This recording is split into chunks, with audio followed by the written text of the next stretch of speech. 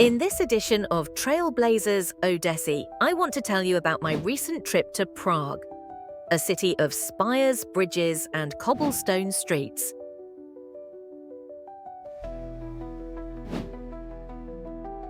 From the moment I arrived, I could feel its magic. The streets were alive with musicians playing violins on corners, beer halls bustling with laughter, and the smell of fresh Trdelník wafting from street vendors. Every corner seemed to whisper a story, yet as I wandered through the old town square and over the iconic Charles Bridge, I couldn't shake the feeling that I was only scratching the surface. Sure, I admired the city's Gothic and Baroque architecture. I marveled at the astronomical clock and snapped pictures of St. Vitus Cathedral.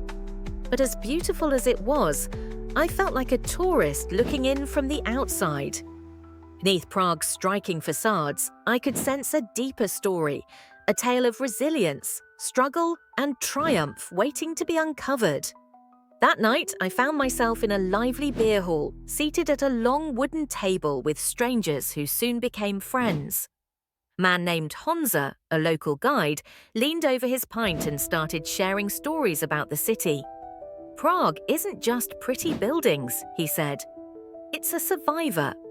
Every cobblestone has seen history, wars, revolutions, occupations, and liberation.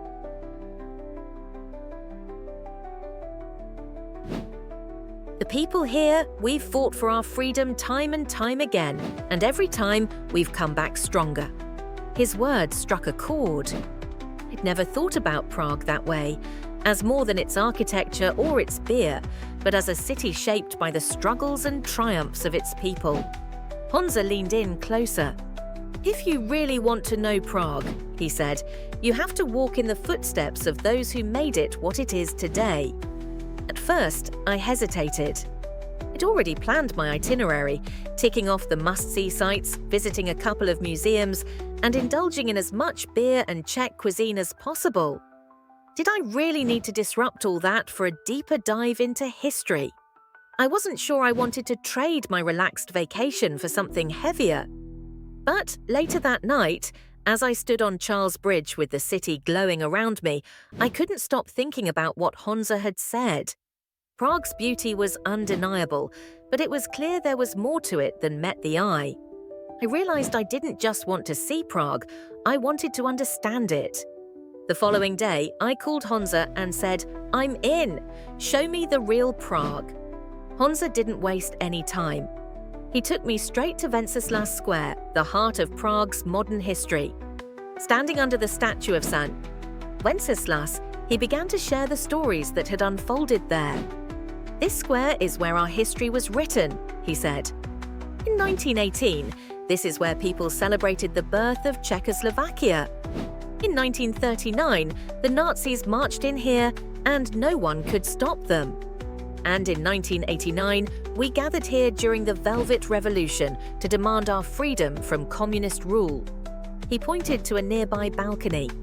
"That's where Václav Havel, our first post-communist president, announced the end of communist control. My family was here, my father, my uncles, my friends. For 40 nights, people filled this square. No guns, no violence, just voices demanding change." As I listened, I could feel the weight of history settle over me. This wasn't just a square. It was a stage where the Czech people fought for their identity, freedom, and future.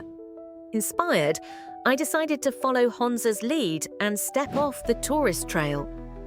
He took me to places I hadn't even noticed before, the Strahov Monastery, where shelves of ancient books reminded me of a time when knowledge was locked away, forbidden to all but a privileged few. He led me through the Jewish quarter, where the layers of graves in the old cemetery told a story of resilience in the face of unimaginable persecution. Honza didn't just show me the city's history, he brought it to life. As we walked the streets, I imagined the student protesters of the Velvet Revolution marching toward Wenceslas Square. I pictured the medieval coronation processions winding along the royal way. It was as if I was stepping into Prague's story, becoming a part of it myself. Of course, the journey wasn't always easy. Joy. In the Jewish quarter, I was overwhelmed by the walls of the Pinkas synagogue, covered with the names of over 78,000 Holocaust victims. Standing in the old Jewish cemetery, where gravestones are piled layer upon layer due to lack of space, I felt the weight of centuries of struggle. But I also found inspiration in the people I met along the way.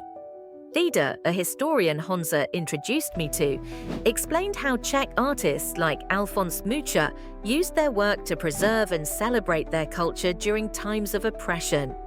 At a tiny brewery tucked away in a quiet street, a brewmaster proudly told me how beer had become a symbol of community and joy for the Czech people.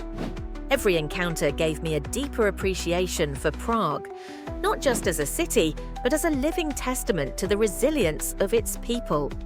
The turning point came one evening when Honza invited me to a concert in the Chapel of Mirrors.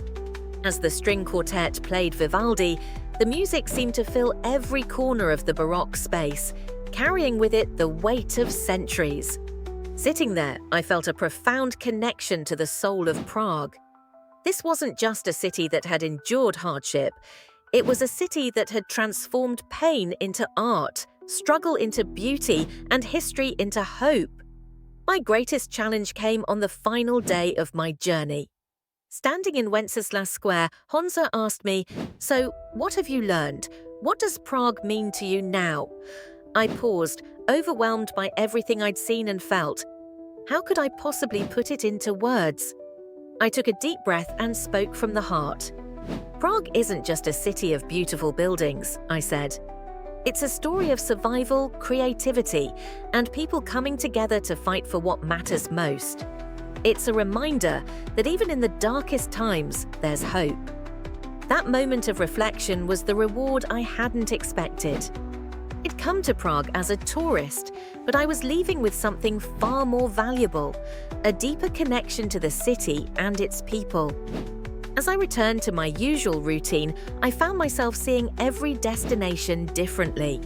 I no longer wanted to simply visit places. I wanted to uncover their stories and connect with the people who call them home.